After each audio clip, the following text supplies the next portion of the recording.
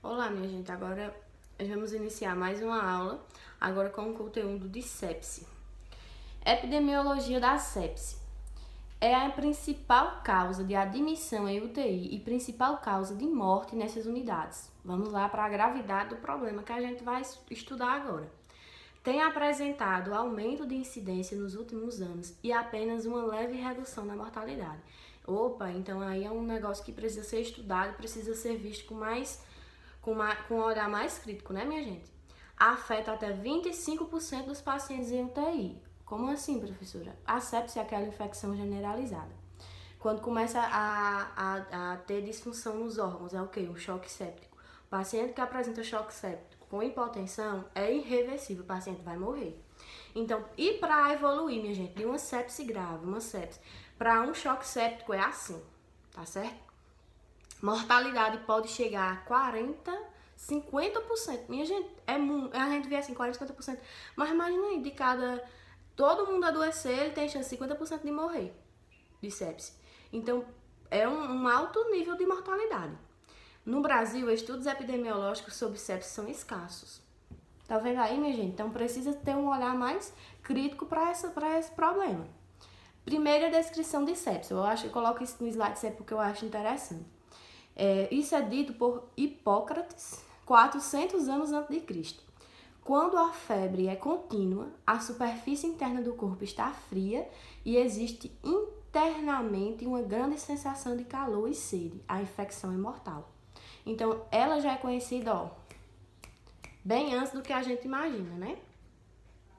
Agora vamos definir termos. SIR, Síndrome de Resposta Inflamatória Sistêmica.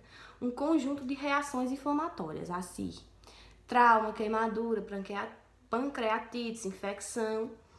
E a sepse, o que é a sepse? A sepse justamente é isso. É uma SIR, que é uma síndrome da resposta inflamatória sistêmica, ou seja, quando a resposta inflamatória é muito grande, causa a sepse. Então, a sepse já é a SIR com processo infeccioso confirmado ou suspeito de qualquer sítio. Ou seja, é um processo inflamatório que é desencadeada por várias respostas inflamatórias, mas um processo infeccioso confirmado ou de qualquer sítio suspeito. Ou seja, duas ou mais das seguintes condições. Vamos ver isso aqui, minha gente, que é importante. Quando o paciente apresenta febre maior que 38 graus, ou hipotermia menor que 36 graus, minha gente, por incrível que pareça, a hipotermia é ainda pior, porque a sepse já está bem mais avançada. Taquipneia maior que 20 respirações por minuto, ou necessidade de ventilação mecânica, quando o paciente está necessitando da ventilação mecânica já.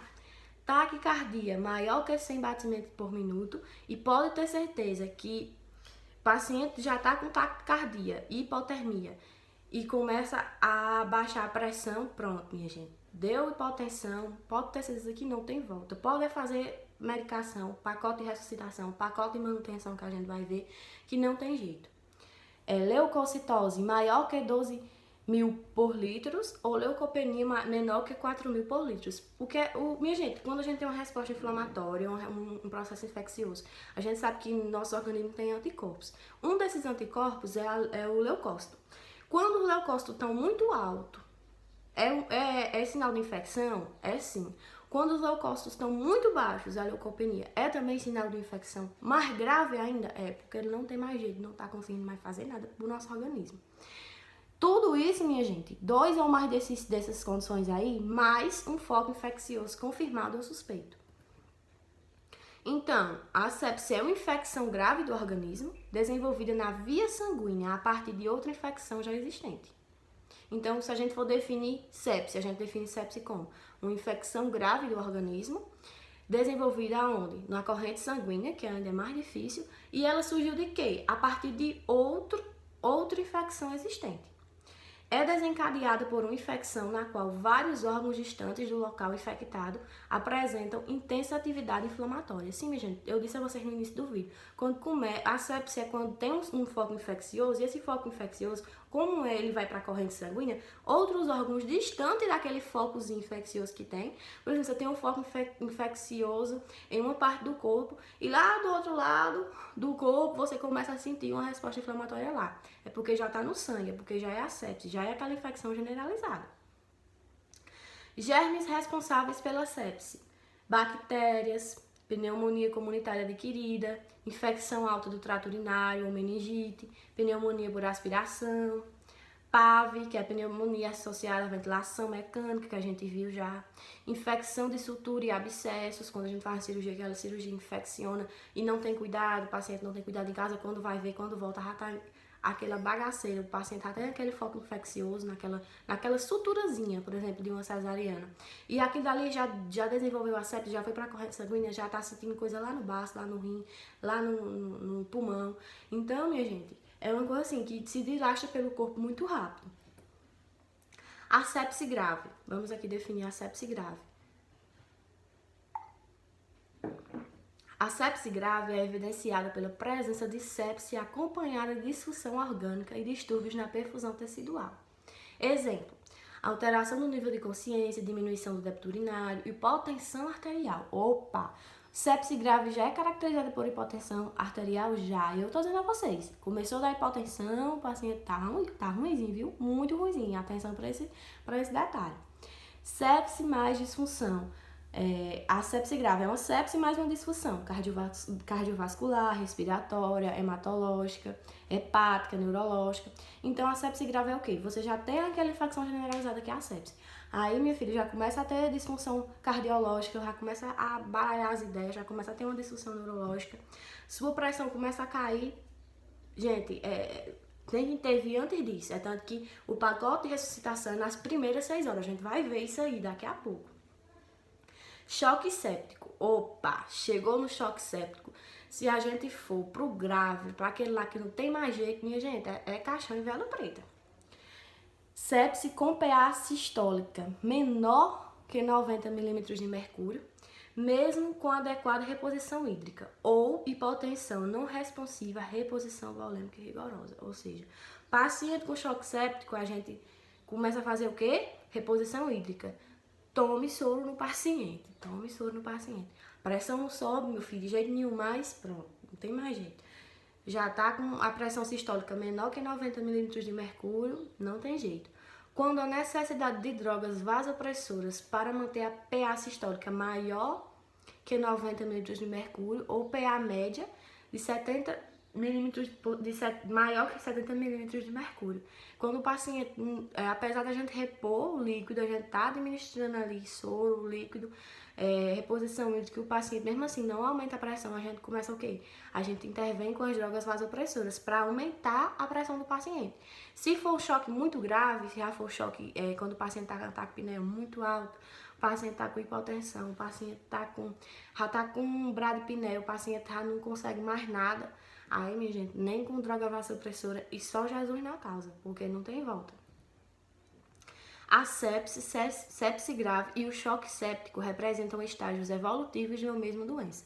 Não significa o aumento da gravidade do processo infeccioso, e sim da gravidade da resposta sistêmica. Sim, minha gente, é porque é o seguinte, não é tipo, que fica evoluindo da sepse grave, choque séptico. É porque é o seguinte, se você não interviu naquela resposta inflamatória, ela só vai, a tendência é aumentar.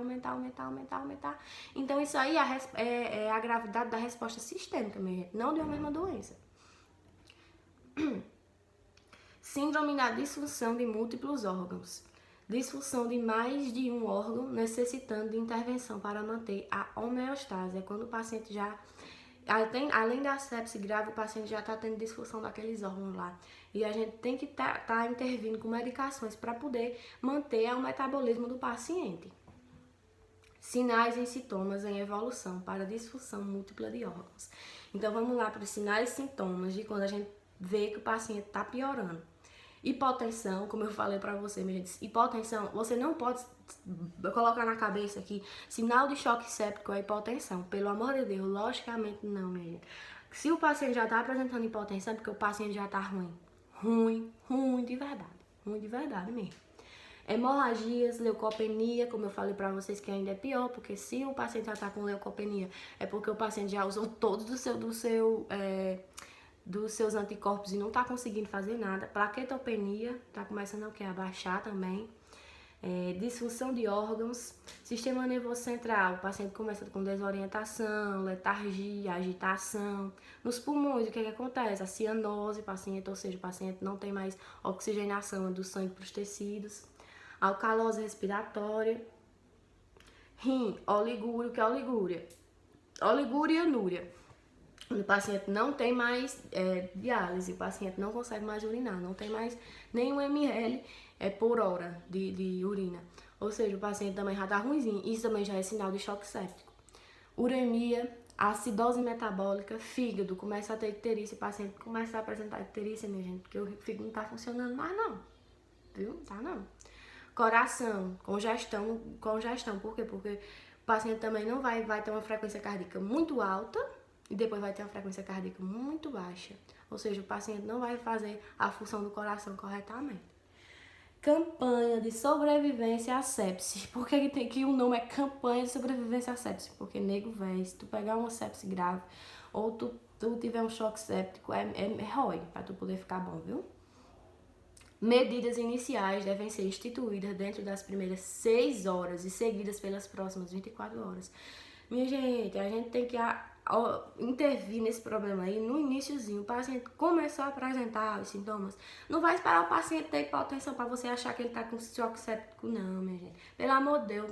Olha, se o paciente apresentou hipotensão é porque o bichinho já tá assim mesmo, sabe? Aí é mais difícil de reverter o quadro. Não, mais é difícil não. Apresentou hipotensão e todos os outros sintomas que a gente viu, não tem mais diurese. O paciente tá com bradicardia, porque nem coração, porque assim, quando tem uma resposta inflamatória na gente, nosso coração começa a acelerar para tentar manter os órgãos irrigados de sangue e tudo. Mas quando o coração já tá cansado de bater rápido para suprir a necessidade do corpo, ele começa a cair, ele não começa mais a funcionar mais não, ele não aguenta mais não. Aí já dá bradicardia, o paciente já tá com hipotensão. Bradicardia, o paciente já não urina mais nem 0,0005 de ml de urina, porque o paciente não consegue fazer mais nada. Seu organismo tá parado, tá congestionado. O paciente aí não escapa não. Aí a gente vai esperar tudo isso para poder intervir. Se a gente for esperar tudo isso, minha gente vai perder a paciente, principalmente em UTI, que a gente viu que a mortalidade é alta e que é muito caso em UTI. Então vamos lá, minha gente. Um DUMBLE, que é o quê? DUMBLE é em inglês, que é para dizer pacote. O pacote é um grupo de intervenções relacionadas a um processo de doença, que quando executados em conjunto, resultam num desfecho clínico muito melhor do que quando implementados individualmente. Ou seja, a gente vai administrar o pacote das primeiras 6 horas, e que é o pacote de ressuscitação, tanto que a palavra é ressuscitação. E nas próximas 24 horas a gente vai estar fazendo o pacote de manutenção. A gente vai ver direitinho. Como é esse pacote de ressuscitação, professora? São nas primeiras 6 horas e o objetivo desse pacote é manter PVC entre 8, que é pressão venosa central, entre 8 e 12 milímetros de mercúrio, a PA média maior ou igual a 65 milímetros por mercúrio. Isso é estudo, minha gente. Isso aqui é uma coisa que é um objetivo que a gente tem que alcançar quando a gente vai fazer o pacote de ressuscitação. O débito urinário nesse paciente, no pacote de ressuscitação, a gente vai tentar deixar maior que 0,5 ml por hora, que o paciente não pode ficar sem urinar de forma alguma. E a gente vai tentar fazer com que... Como é que a gente vai conseguir fazer isso no paciente? A gente vai adquirir essas medidas, colher hemocultura e outras culturas antes de iniciar os antibióticos, que é os médicos que vão administrar a antibiótico terapia. Reposição volêmica, como eu disse a vocês, um dos principais tratamentos é a reposição volêmica, a gente sempre faz. Por quê? Porque o paciente tende a não conseguir suprir as necessidades do corpo. Então a gente tem que começar a fazer o quê? Para a pressão não baixar. Tome volemia no paciente, tome soro no paciente. Vasopressores, principal a noradrenalina, que é para fazer o quê? Com que o paciente não congestione o seu sistema, o paciente consiga trabalhar direitinho. Então, o pacote de ressuscitação é mais o que nas primeiras 6 horas? Antibiótico terapia, prescrito pelo médico. A gente não tem por que também discutir quais os medicamentos, quais os vasopressores, porque é prescrito pelo médico. O paciente vai fazer A gente vai tá colhendo o sangue do paciente para a gente ver como é que tá a situação metabólica do paciente, como é que tá. Geralmente a gente colhe a gasometria para saber como é que tá CO2, como é que tá a troca gasosa do paciente, que a gente colhe através do sangue, né? Que a gente vê se o paciente tem hipoxemia também através do sangue. E a gente vai estar repondo o líquido do paciente, repondo o líquido do paciente não decair. Então, as medidas das primeiras 6 horas são essas, entenderam? E o pacote de manutenção, professora, depois das 6 horas, a partir das 24 horas, o que a gente vai fazer no pacote de manutenção? Primeiras 24 horas, controlar rigorosamente a glicemia capilar para saber se o paciente está decaindo muito. Manter a glicemia inferior a 150. Verificar no máximo a cada 2 horas, ou seja, aí que o paciente, no máximo, gente, a gente tem que ir no paciente direto. No máximo a cada 2 horas a gente tem que estar verificando glicemia, e a gente tem que ver se o paciente não está fazendo uma hiperglicemia ou uma hipoglicemia. Utilização de baixas doses de corticosteroides, ai, quase que eu não falo, que também é prescrito pelo médico. Então, o pacote de manutenção tem como também objetivo instruir estratégia ventilatória protetora, utilização de medicamentos conforme prescrição médica. Então, no pacote de manutenção, a gente vai estar verificando a glicemia capilar do paciente, no máximo a cada 2 horas, vai estar vendo aí, administrando a medicação conforme prescrição médica, e a gente vai começar a ver uma estratégia ventilatória boa para o paciente, seja a ventilação mecânica, invasiva ou não invasiva. A gente sempre tem que estar vendo o que a gente vai proteger a respiração do paciente, porque a gente tem que estar imaginando se o paciente decair, o que a gente vai fazer. Então a gente tem que estar pensando numa estratégia ventilatória para o paciente. E os cuidados de enfermagem, minha gente? Instruir medidas de aquecimento corpóreo, porque são pacientes que com certeza vão sentir muito frio. Quando você viu que no início já é diagnosticado como um paciente tem muito frio, um calor por dentro, um frio, um suor frio. Então a gente tem que instruir medidas de aquecimento para esses pacientes. Administrar antibiótico terapia mediante prescrição e fármacos conforme protocolo instituído, ou seja, conforme prescrição médica.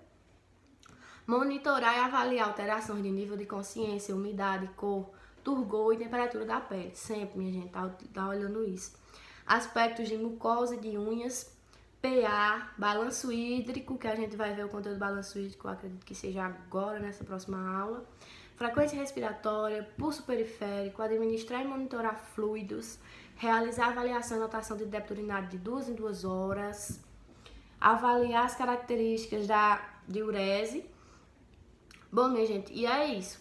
A aula de hoje sobre sepsia é isso. Qualquer dúvida, eu tô no grupo.